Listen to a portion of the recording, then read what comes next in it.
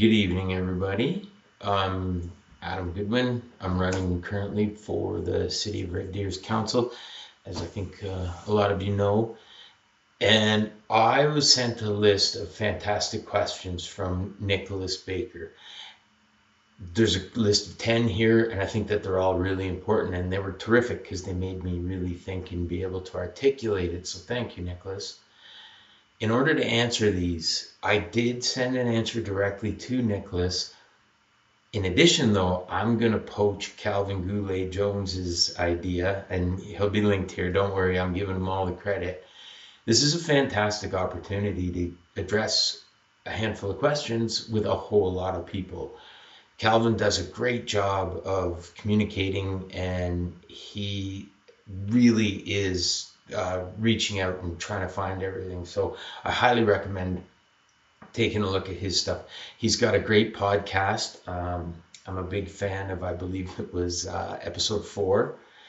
Anyway, without further ado, I'll jump into a couple of the questions, and then I'll just cut it off and create like perhaps a part 2, part 3, because this could get lengthy, and I want to respect your time. First question is, what do you see as the most pressing issues facing Red Deer residents? Now, right now, I'll be very clear that Red Deer has been fantastic for me.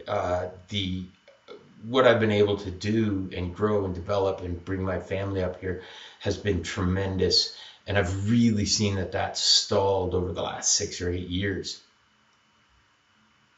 I think one of the main things is affordability. People are finding it increasingly hard to get ahead or even tread water.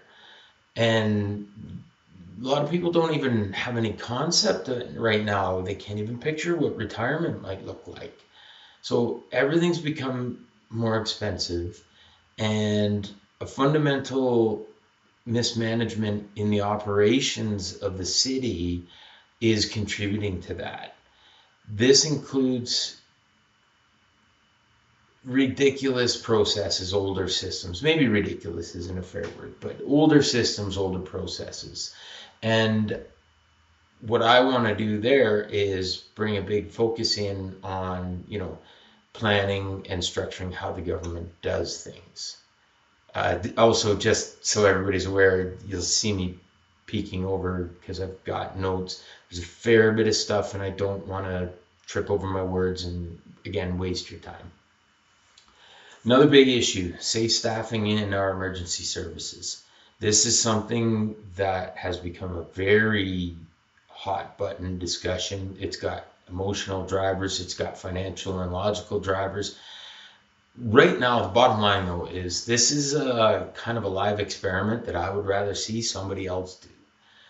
There's a set of parameters based on best practices and research of those professional standards. It's NFPA 1710, and it provides the baseline staffing and response expectations. It specifies measurable crew sizes and response time objectives. So for example, first arriving company staffing, full alarm personnel goals that the departments use to define adequate initial response capability. And that's right from nfpa.org. I didn't pretend to know that before this discussion. Now, the organizations summarize and endorse these outcomes, and they use that and develop it. Quite frankly, from what I understand, Red Deer's staffing of 4 per truck it's working. And again, I'll go back to, this is an experiment that I would rather see somebody else do, not experiment with our public safety. Yes, cost is an important driver, and you're going to see throughout my answers here, it is very critical to me to be cost effective. But cost effective means not at all costs. And that's where you got to balance that in. Public safety has to be a high priority. And this now rolls right into the next kind of key thing that I'm thinking of, the community safety and public safety, where people won't let their children go downtown. People won't let them walk certain areas because we know that there are dangerous areas and dangerous people. And this is ridiculous in a city the size of Red Deer. Stronger enforcement of laws and a higher police presence will help this. And I'll get into that a little bit further. It may not get into in this discussion, but I will bring it down in further. Here's one that I really want to articulate well. Is the next question was, what experiences or qualifications do you bring that have prepared you for serving on city council? My first and foremost is my drive to help give back to Red Deer. I've been very fortunate to be able to raise my family and have, quite frankly, an abundant life. I came here back in the early 90s, and I had dropped out of high school.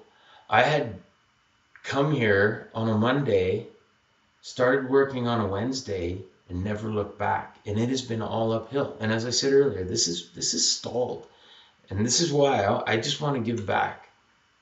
So from a experience perspective, I've got hands-on work in construction. When I came out here, I was working on construction. Hunting Hills was one of the first major projects that I sort of cut my teeth in the construction world on. From there, I've been moving through and building up my education in lockstep with my experience.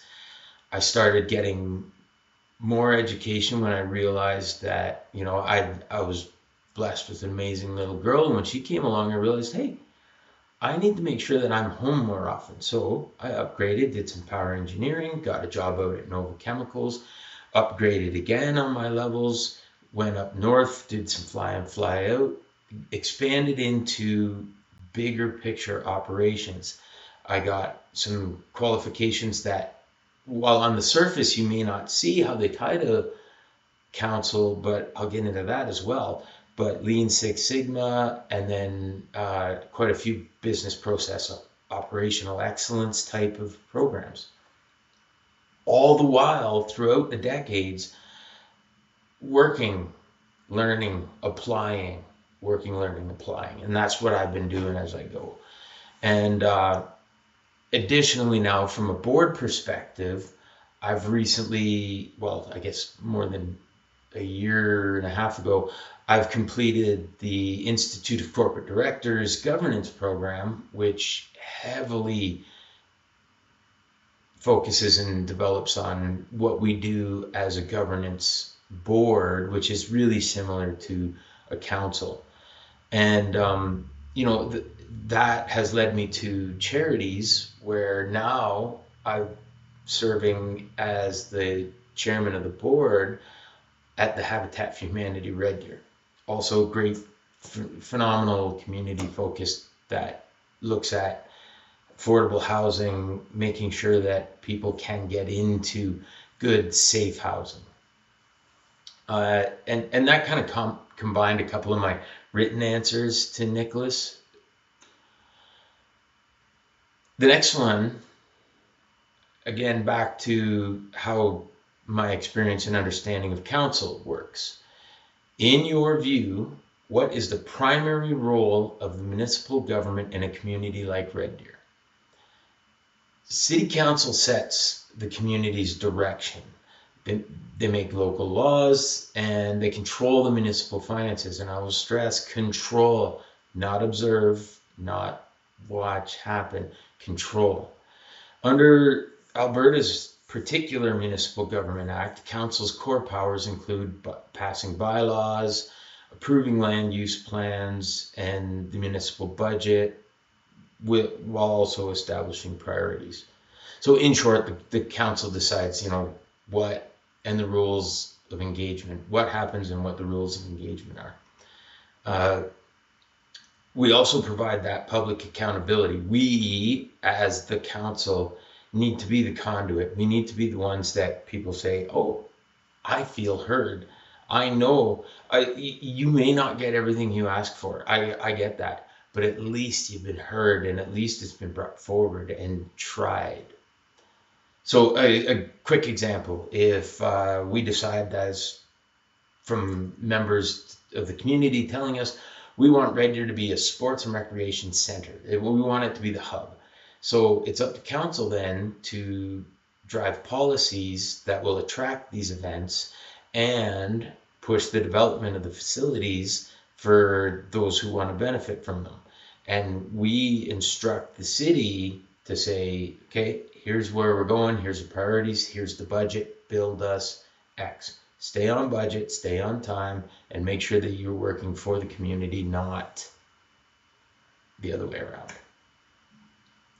I will go to the next one and then I'll stop because I do feel like I'm dragging on and I really don't want to do that. I want to introduce myself, I want to move forward, and I'll do another couple of these tomorrow. If elected, what specific policy or initiative would you prioritize or advocate for on council? I'm going to push for a total operational overhaul to make the city more efficient.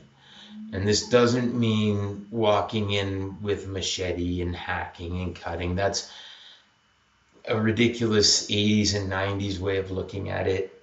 There are many facets to what that looks like, and I can expand on them. I'll touch on a few really quickly, and it also touches into some of the red tape and some of the other hurdles and some of the issues we have. We have very siloed infrastructure communities inside the city.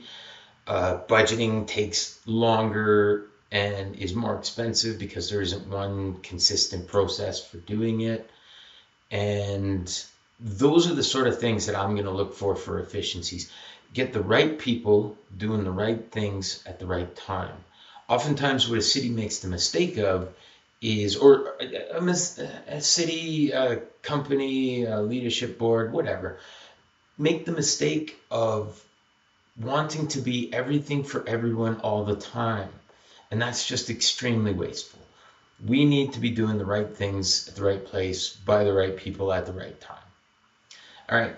I hope this is a decent introduction, and I look forward to any comments anybody has, any other questions. And I'll be back tomorrow with a continued list and hopefully some semi-insightful answers. And I look forward to chatting with you. Thanks so much.